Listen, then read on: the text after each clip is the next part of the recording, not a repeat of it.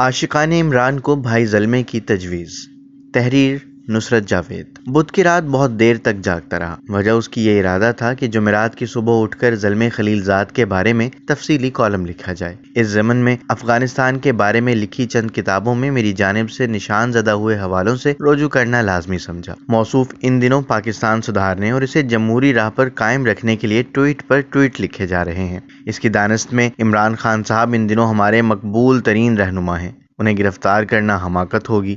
ان کا راستہ روکنے کی بجائے رواں برس کے جون میں عام انتخابات کا انعقاد یقینی بنایا جائے۔ یہ تجویز دیتے ہوئے زلمے کے ذہن میں غالباً یہ خیال بھی ہے کہ مجوزہ مہینے میں انتخاب کا انعقاد عمران خان کی اقتدار میں واپسی یقینی بنا سکتا ہے۔ عاشقان عمران کو اس کی تجویز بہت بھائی ہے۔ ہم کوئی غلام ہیں کا ورد کرنے والے شادہ ہیں کہ امریکی فیصلہ سازوں کے لیے معتبر گردانہ افغان نژاد زلمے ان کے قائد کی حمایت میں کھڑا ہو گیا ہے۔ IMF سے $1 ارب کی قسط کے حصول کے لیے ایڑیاں رگڑتی حکومت پاکستان موصوف کی تجویز سنجیدگی سے لینے کو مجبور ہو جائے گی۔ میرا ارادہ تھا کہ جمعرات کی صبح اس ہفتے کا آخری کالم لکھتے ہوئے زلمے خلیل زاد کی اہمیت کا جائزہ لوں، اس کی تجویز اور حب عمران کے اظہار کی وجہ سے بھنگڑے ڈالتے دوستوں کو بتاؤں کہ مشرقی افغانستان کے نچلے متوسط طبقے سے ابھر کر آج سے کئی دہائیاں قبل امریکی وظیفے پر اعلیٰ تعلیم کے لیے اس ملک گیا زلمے وہاں کی شہریت حاصل کرنے کے بعد کن لوگوں کی سرپرستی میں فیصلہ ساز حلقوں میں اپنا مقام بنانے کے قابل ہوا تھا۔ کئی دہائیوں تک زلمے خلیل زاد امریکہ کے نسل پرستوں کی پسندیدہ جماعت ریپبلکن پارٹی کی جانب سے منتخب ہوئے صدور کا چہیتا رہا ہے۔ اعلیٰ تعلیم کے حصول کے دوران اس نے اپنی توجہ ایران اور عراق کے ان مبینہ ارادوں پر مبذول رکھی جو ان دونوں ممالک کو ایٹمی قوت کے حصول سے ناقابل تسخیر بنانا چاہتے تھے۔ اس ضمن میں کشیدگی علم کو اس نے ریپبلکن صدور کی نیشنل سیکیورٹی ایجنسی میں معتبر مقام حاصل کرنے کے لیے مہارت سے استعمال کیا۔ اصل لاٹری مگر اس کی 9/11 کے بعد نکلی۔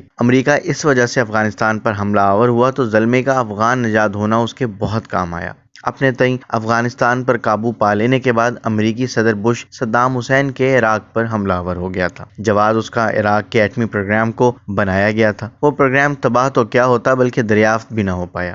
صدام حسین اقتدار سے اگرچہ محروم ہو گیا، اس کی فراغت کے بعد پارٹی کا تشکیل دیا ریاستی ڈھانچہ بھی پاش ہو گیا۔ عراق کی بہت لگن سے بنائی فوج بھی منتشر ہو گئی۔ نیا عراق تعمیر کرنے اور اسے جمہوری نظام فراہم کرنے کے لیے زلمے خلیل زاد کو بغداد میں امریکی سفیر تعینات کر دیا گیا۔ اس کی مبینہ ذہانت نے جو بیج بوئے، نتیجہ اس کا بالآخر داعش جیسی دہشت انگیز تنظیم کی صورت برآمد ہوا۔ واشنگٹن اس پر قابو پانے کے لیے چرب زبان سفارتکاروں کے بجائے اپنے فوجی کمانڈروں سے رجوع کرنے پر مجبور ہوا۔ زلمے کا دل رکھنے کو تاہم اسے افغانستان میں امریکی سفیر تعینات کر دیا گیا۔ اس کو یہ فرض سونپا گیا کہ وہ حامد کرزئی کو افغانستان کا باقاعدہ منتخب ہوا صدر ثابت کرے۔ مذکورہ ہدف کے حصول کے لیے زلمے نے کرزئی کے ممکنہ حریفوں کو، جن کی اکثریت غیر پشتون افغانوں پر مشتمل تھی، CIA کی بھرپور معاونت سے کمزور تر بنایا۔ مزید تفصیلات سے گریز کرتے ہوئے فی الوقت فقط اتنا یاد دلانا ہی کافی ہے کہ صدر ٹرمپ نے زلمے خلیل زاد کو افغانستان کی جنگ سے جن چھڑانے کے لیے اپنا معاون خصوصی مقرر کیا تھا۔ اس کی معاونت سے افغانستان کا مسئلہ بالآخر جس انداز میں حل ہوا، اس کے ثمرات سے ہم بخوبی آگاہ ہیں۔ مذکورہ ثمرات کی بدولت امریکہ کی عسکری اشرافیہ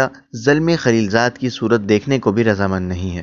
بائیڈن انتظامیہ اس کی ذہانت سے رجوع کرنے کو قطعاً آمادہ نہیں ہے۔ پھرتے ہیں میر خوار والا معاملہ ہے۔ یہ حقیقت بھی یاد رکھنا ہوگی کہ افغانستان کے حوالے سے اپنی ندامت کا زلمے خلیل زاد پاکستان کو تہہ دل سے ذمہ دار تصور کرتا ہے۔ وہ ہمارا خیر خواہ ہونے کا ڈھونگ رچائے تو ہوئے تم دوست جس کے والا شعر دہرانا ہوگا۔ بہرحال یہ کالم زلمے خلیل زاد کی ستائش تک ہی محدود رکھتا، لیکن جمعرات کی صبح اٹھتے ہی اخبارات کے پلندے پر سرسری نگاہ ڈالی تو میرا وسوسوں بھرا دل فوری نوعیت کے ایک سنگین معاملے سے گھبرا گیا۔ منگل کے روز جب عاشقان عمران خان انسانی ڈھال کی صورت اختیار کیے ہوئے اپنی قائد کی گرفتاری کو ناممکن بنا چکے تھے، اسلام آباد کے باخبر حلقوں میں یہ بات پھیلی کہ پولیس تمام تر مزاحمت کے باوجود عمران خان صاحب کے زمان پارک والے گھر میں داخل ہو گئی تھی۔ انہیں دیکھتے ہی لیکن وہاں موجود گلگت بلتستان کی حکومت کی جانب سے بھیجی پولیس نفری نے مداخلت کاروں پر بندوقیں تان لی۔ لاہور پولیس اس سے گھبرا گئی، بکری بنی خالی ہاتھ لوٹ آئی۔ سچی بات ہے کہ جو کہانی باخبر حلقوں کی وساطت سے مجھ تک پہنچی، میرے شکی ذہن نے اس پر اعتبار نہیں کیا۔ رپورٹر کی جبلت نے بلکہ یہ سوچنے پر مجبور کیا کہ لاہور اسلام آباد کی اجتماعی خفت مٹانے کے لیے مذکورہ کہانی گھڑی گئی ہے۔ جمعرات کی صبح اٹھ کر گھر آئے اخبارات پر نگاہ ڈالی تو علم ہوا کہ گلگت بلتستان میں تعینات ہوئے IG کو تبدیل کیا گیا ہے۔ عجلت میں ہوئے اس تبادلے نے اس خبر کو درست ثابت کیا جو منگل کی رات مجھ تک پہنچی تھی۔ ٹھوس تفصیلات سے میں اس وقت بھی بے خبر ہوں۔ گلگت بلتستان کے آئی جی کی عجلت میں ہوئی تبدیلی نے مگر جو تاثر اجاگر کیا ہے اس سے دل گھبرا گیا ہے۔ عمران خان کی حفاظت کو اگر واقعتاً گلگت بلتستان سے بھیجی پولیس نفری تعینات تھی اور اس نے واقعتاً عمران خان صاحب کے گھر داخل ہوئی لاہور اور اسلام آباد پولیس کی مشترکہ نفری پر بندوقیں تان لی تھیں تو معاملہ بہت سنگین ہے۔ یہ کسی قابل اعتبار ادارے کی جانب سے صاف شفاف تحقیقات کا متقاضی ہے۔ سینٹ ہمارے وفاق کی حقیقی علامت شمار ہوتا ہے۔ میاں رضا ربانی جیسا ایک قابل اعتبار شخص اس کا رکن بھی ہے۔ موصوف کی سربراہی میں ایوان بالا کی ایک 5 رکنی کمیٹی بنائی جا سکتی ہے۔ اس میں تحریک انصاف کے نمائندہ سینیٹر بھی موجود ہوں۔ اس کمیٹی کے ذمے یہ فرض لگایا جا سکتا ہے کہ وہ حقائق کا کھوج لگائے کہ عمران خان صاحب کے گھر داخل ہوئی لاہور اور اسلام آباد کی پولیس نفری کو اگر واقعتاً حکومت گلگت بلتستان کی جانب سے وہاں تعینات ہوئی نفری کی وجہ سے پسپائی اختیار کرنا پڑی تو معاملہ محض آئی جی کی تبدیلی پر ہی ختم نہیں ہونا چاہیے۔ ہمارے دیے ٹیکسوں سے چلائی پولیس کا بنیادی فرض تمام پاکستانیوں کو تحفظ پہنچانا ہے۔ وزرائے اعلیٰ اسے وار لارڈز کی طرح اپنی پسند کے قائدین کی حفاظت کے لیے دیگر صوبوں یا وفاق سے گئی پولیس کے خلاف استعمال کرنے کا حق نہیں رکھتے۔ اگر اس روش کو نظر انداز کر دیا گیا تو مستقبل میں ہولناک سانحوں کے لیے تیار رہیں۔